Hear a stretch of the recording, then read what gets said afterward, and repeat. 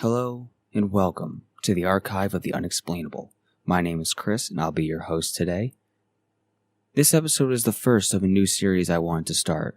A series where friends, family, and listeners alike all can send in their own personal recountings of horrifying tales of the paranormal or the simply unexplainable. Today's story comes from a friend who would like to remain anonymous.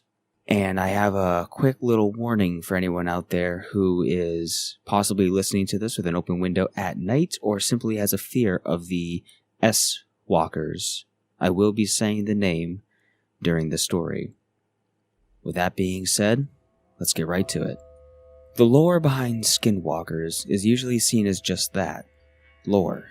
Myths, folktales. That's what I thought too. I still debate with myself about what I saw that night, but I have yet to find any other explanation. I lived in a smaller town known as Cambridge, Minnesota. Me and my boyfriend at the time stayed with his parents in a heavily wooded area. You know, the type of area where if you were getting murdered, nobody would hear you scream for help. It was around midnight on a Friday night. We were standing out back with a porch light on, enjoying our evening cigarette.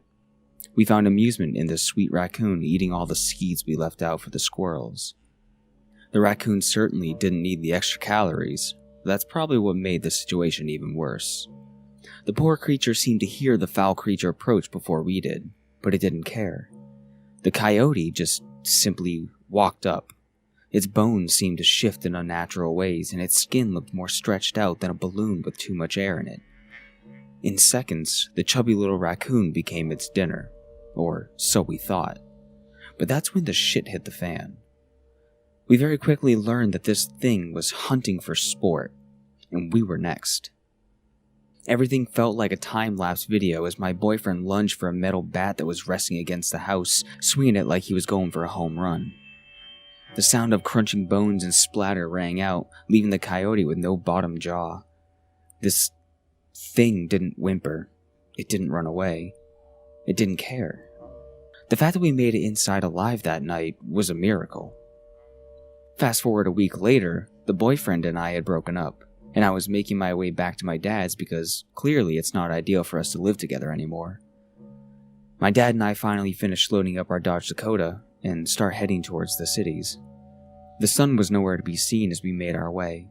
We make it roughly 2 miles from the old house, and my dad looks in his mirror to see that creature. I turned around and sure enough, it's that same coyote. No bottom jaw.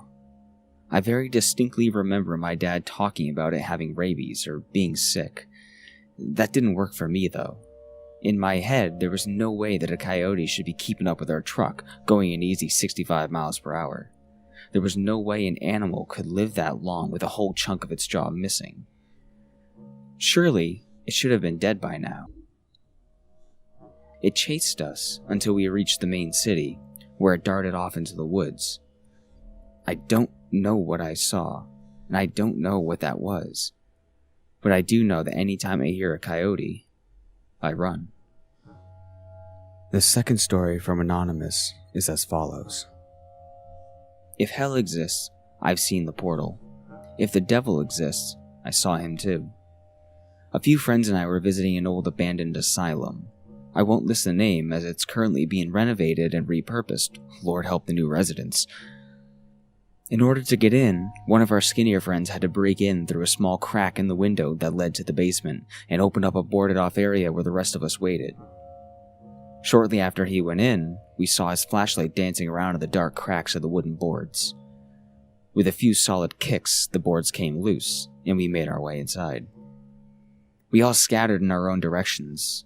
After all, we were not the type that were easily spooked. I made my way through the heavily decaying hallway. The walls seemed to be melting ever so slowly, and the tile floor crashed around in broken pieces beneath my feet. Looking to the left, there was a hallway. The first thing that stood out to me was the giant hole in the floor, and I mean giant. It was a solid 6-foot gap, minimum. I tried going into the rooms on both sides of the hallway, but there was no way to get across the gap. However, on the other side, there were over a dozen tricycles, not a speck of dust on them. The paint was intact and polished to perfection on every single one. Obviously, that struck me as extremely odd, but nonetheless, I continued my exploration. I could hear the distant chatter from my friends, and the halls echoed with eerie momentum. I swept my phone from side to side, making sure my flashlight hit every spot, in case there was anything small but cool laying around.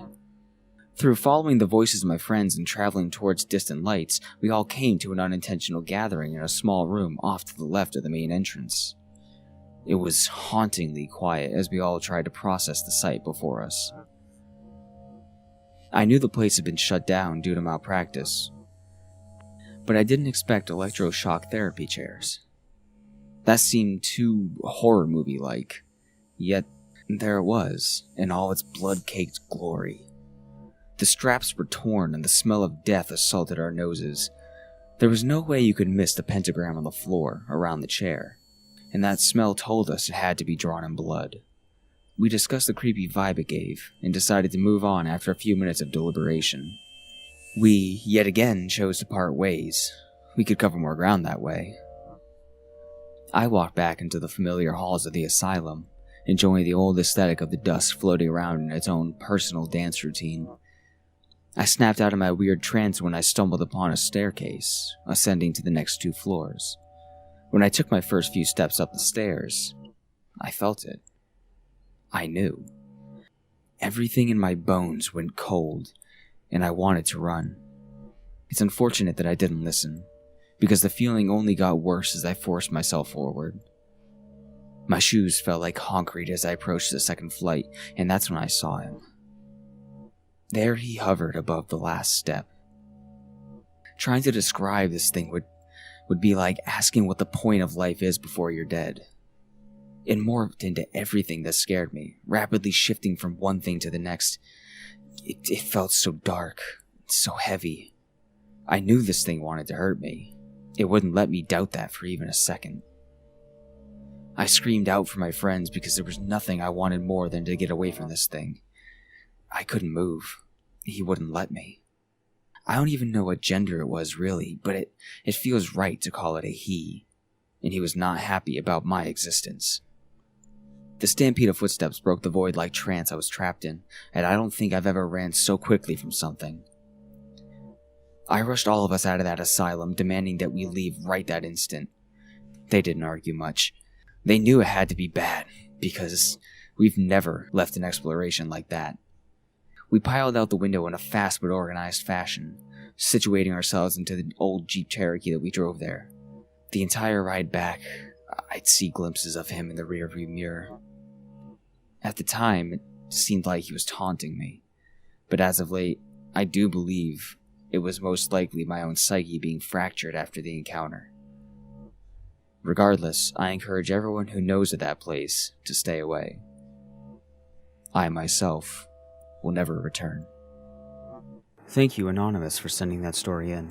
If you'd like to send in your own story, you can do so at aotupod@gmail.com. That's abbreviation for Archive of the Unexplainable pod@gmail.com. It will be linked down in the description, or wherever the description is. I ask only that they be true recountings of a story you experienced, or if you'd like to gather a story from one of your friends and send it to me that way, just give me a brief explanation before the story of where it comes from and a slight history behind it if you can. And anyways, I think that will do it for this podcast.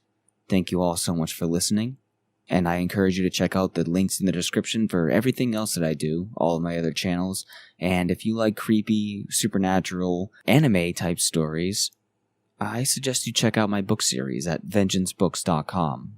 It'd mean a lot to me if you just went to the website and gave it a quick look, and see if it's something that interests you. If you want to support this podcast, please feel free to share it with a friend and check out the backlog. I'd appreciate that, and I will see you all next time.